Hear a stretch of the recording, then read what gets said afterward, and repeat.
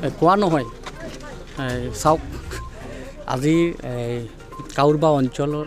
যেটো PHC নতুন building আধাৰশিলা স্থাপন হৈ গ'ল তো আমাৰ সৰকাৰ বিজেপি আৰু UPPL সৰকাৰ মানে সেৱা আগবঢ়োৱা সৰকাৰ আমি কাম কৰাৰ কাৰণে আগবাঢ়িছোঁ কাম কৰি থাকিম তো আমাৰ হাতত বহুত টাইম আছে কাম কৰিবৰ কাৰণে তো আজি আমাৰ ৰাজ্যিক সভাপতি ভৱেশ কলিতা ডাঙৰীয়া তথা আমাৰ এই MLA স্থানীয় MLA উপস্থিতিত আৰু পবিত্ৰ ডাঙৰীয়াৰ গুৰেশ্বৰ 30 নম্বৰ সমষ্টিৰ MCLA উপস্থিতিত আজি আমি আধাৰশিলা স্থাপন কৰিলোঁ Kaurbaha Borguli PHC primary health centre বিল্ডিংটো তো এই বিল্ডিংটো বেয়া থকাৰ কাৰণে ইয়াৰ স্থানীয় ৰাইজ ভালকৈ চিকিৎসা পাবলৈ সক্ষম হোৱা নাছিলে বহুত মানে সাফাৰাৰ হৈ আছিলে তো মই কেইদিনমান আগতে ইয়াতে আহিছিলোঁ আহি পেলাই নিজে পৰ্যবেক্ষণ কৰিছিলোঁ যে ইয়াতে এই স্বাস্থ্য কেন্দ্ৰটো নতুনকৈ বনাব লাগে তেনেহ'লে ইয়াতে মানুহ ভালকৈ স্বাস্থ্য মানে চিকিৎসা ভালকৈ ল'ব পাৰে তো এতিয়া আমাৰ ষ্টাফ আছে কিন্তু ইনফ্ৰাষ্ট্ৰাকচাৰ নাই তো ইনফ্ৰাষ্ট্ৰাকচাৰ নাথাকিলে ষ্টাফ থাকিলে কেনেকুৱা কাম কৰিব OPD নাই পেচেণ্ট আহি ক'ত বহিব বা ডক্টৰ ক'ত বহিব সেইটো মই চিন্তা চৰ্চা কৰি পেলাই মই আজি এই শুভ দিনত আজি এই আধাৰশিলা স্থাপন কৰিলোঁ বিল্ডিংটো নিৰ্মাণ হ'ব সম্পূৰ্ণৰূপে ব্যয় হ'ব 1,75,00,000 টকা 1,75,00,000 টকাৰে G+1 বিল্ডিং ইয়াতে নিৰ্মিত হ'ব আৰু 1 বছৰৰ ভিতৰত এই বিল্ডিংটো পৰিপূৰ্ণ হ'ব আৰু অহা বছৰ স্থানীয় ৰাইজ কাউৰবা অঞ্চল বৰগুলি অঞ্চলৰ ৰাইজে ইয়াৰ পৰা ভাল চিকিৎসা লাভ কৰিব পাৰিব মই তেতিয়া কৈছিলোঁ যে তেখেতসকলৰ দাবী আছিলে যে এম্বুলেন্স এখন লাগে আৰু ডক্টৰ লাগে তো এম্বুলেন্সটো মই দি দিলোঁ এতিয়া ডক্টৰ মই যেতিয়া গৈ চালোঁ তো আমাৰ BTR অঞ্চলৰ ভিতৰত বহুত কেইগৰাকী ডক্টৰ এতিয়াও কোভিডৰ ডিউটি কৰি আছে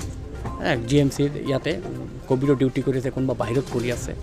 তো অলপ শৰ্টেজ থাকাৰ কাৰণে মই দিয়া নাই তো কেইদিনৰ ভিতৰত তেখেতসকল আকৌ উভতি আহিব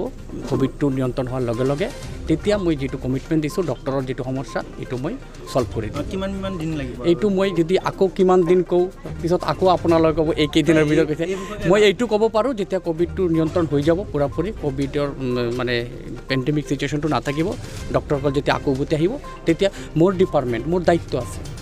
তো মইতো ডক্টৰক এনেই বহাই আটাইতকৈ আমাৰ সমস্যা আছে গুৰেশ্বৰ যি হস্পিটেল আৰু এইখন আমাৰ ব্লক PHC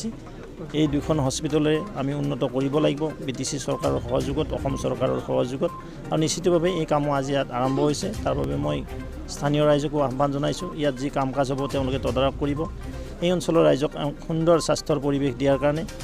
ইয়াৰ আজি আধাৰশিলা স্থাপন কৰা হ'ল পৰৱৰ্তী সময়ত ইয়াৰ বাবে যিখিনি ইকুইপমেণ্ট লাগিব মেচিনাৰী লাগিব আটাইখিনি দিয়াৰ ব্যৱস্থা কৰা হ'ব পৰ্যায়ক্ৰমে আৰু তাৰ কাৰণে আজি আমি ইয়াত সমবেত হৈছিলোঁ দাদা আপুনি ভাবে নেকি আগতে প্ৰাৰ্থীয়ে দিয়ক সমূহীয়াই দিয়ে নে কিয়ে দিয়ে বা এতিয়া মহাজোঁট ভাঙিয়ে গ'ল তেওঁলোকৰ BTCটো মহাজোঁট নাই আৰু আমি আজিয়ে ক'লোঁ আমাৰ 6খনত উপ নিৰ্বাচন হ'ব আৰু 6খনে ভাৰতীয় জনতা পাৰ্টি আৰু আমাৰ মিত্ৰ গোষ্ঠীয়ে দখল কৰিবলৈ সক্ষম হ'ব ভূপেন বৰাইতো ক'বই লাগিব কিবা এটা নক'লে কি হ'ব তেওঁলোকৰ তেওঁৰ অৱস্থাই নাই কংগ্ৰেছ দল তেওঁ আজি কোন লিডাৰ কোন পালি নেতা তেওঁলোকৰ স্থানবান নোহোৱা হৈ গৈছে সকলো পাৰ্টি এৰিলে কি হৈছে কংগ্ৰেছ দলটো এইবিলাক ভূপেন বৰা ডাঙৰীয়া আগত আছিল ৰিপুণ বৰা ডাঙৰীয়া যে দেখিছে কংগ্ৰেছে একো কৰিব নোৱাৰে অসমৰ যদি সৰ্বাংগীন উন্নয়ন ভাৰতবৰ্ষৰ সৰ্বাংগীন উন্নয়ন কৰিবলৈ হ'লে ভাৰতীয় জনতা পাৰ্টি আজি যিদৰে তামোলপুৰৰ নিচিনা এখন জিলা দিবলৈ সক্ষম হ'ল ইয়াততো বহুত চৰকাৰ আছিলে আপোনালোকেও দেখিছিলে এই তামোলপুৰ এটা সমষ্টি বহুতে কৈছে এটা সমষ্টিক এটা জিলা দিলে এইটোৱে আমাৰ লক্ষ্য যে আমি পিছপৰা অঞ্চলক আমি আগবঢ়াই নিব লাগিব ইয়াত মেডিকেল কলেজ হ'ব ইয়াত ইঞ্জিনিয়াৰিং কলেজ হ'ব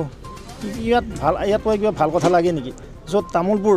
আমি যেতিয়া পঢ়ি আছিলোঁ মাত্ৰ অসমত 4খন মেডিকেল কলেজ আছিল 3খন আছিল তাৰ সময়ত 4খনত এতিয়া 21খনকৈ অধিক মেডিকেল কলেজৰ কাম চলি আছে তো সেইবিলাকত আপ্লুত হৈছে অসমৰ ৰাইজ আজি জাতি জনগোষ্ঠী সকলো ওলাইছে যে এটাই দেখিছে যে ভাৰতীয় জনতা পাৰ্টি একমাত্ৰ দল যি দলৰ নেতৃত্বত ভাৰতবৰ্ষৰ সৰ্বাংগীন বিকাশ অসমখনৰ সৰ্বাংগীন বিকাশ অসমৰ সকলো জাতি জনগোষ্ঠীক আগবঢ়াই লৈ যাব আছোঁ ময়ো গুৰেশ্বৰ চাব ডিভিজন হোৱাটো কামনা কৰোঁ ইতিমধ্যে আমাৰ BTC বা অসম চৰকাৰে এইটো কৰিব আমাৰ অসম চৰকাৰ নতুন চাব ডিভিজন ডিক্লেয়াৰ হোৱা নাই আৰু যেতিয়া হ'ব নিশ্চিতভাৱে মাননীয় মুখ্যমন্ত্ৰী মহোদয়ক আমি অৱগত কৰিম ইতিমধ্যে আমি এখন মেমৰেণ্ডামো প্ৰস্তুত কৰিছোঁ লগতে আমিও সময়ে জনাই আছোঁ এই অঞ্চলৰ আমাৰ যিখিনি EM আছোঁ আমি সকলো বা আমাৰ আৰু দুজনমান সহযোগী MLA আছে বিশেষকৈ আমাৰ স্পিকাৰ ডাঙৰীয়াও আছে আমাৰ পানেৰী সমষ্টিৰ সন্মানীয় বিধায়ক তথা আমাৰ অসম বিধানসভাৰ অধ্যক্ষ